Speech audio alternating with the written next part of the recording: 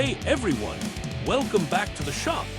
Today we're taking some seriously gnarly scrap wood, cherry, oak, walnut, and turning it into something awesome with a splash of color and crystal clear epoxy. First things first, gotta rough this blank.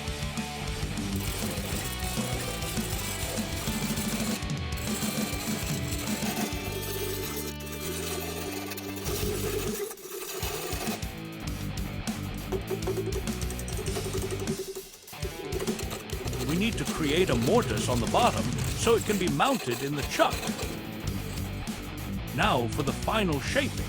We'll refine the curves and the wall thickness to get the time for some sanding.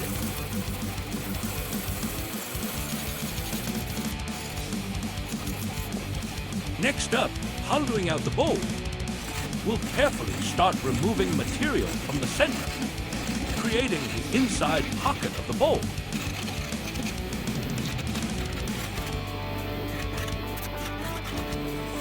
This is where the magic happens.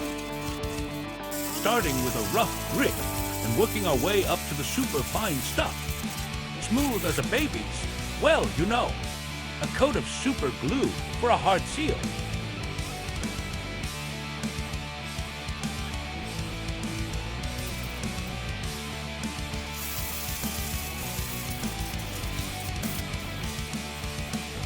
Next, some nourishing teak oil.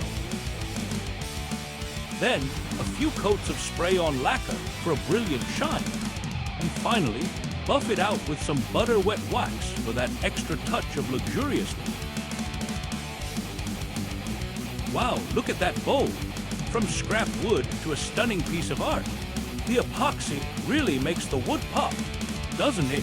I'm stoked with how this turned out. Thanks for watching, sport. Don't forget to like and subscribe for more turning adventures.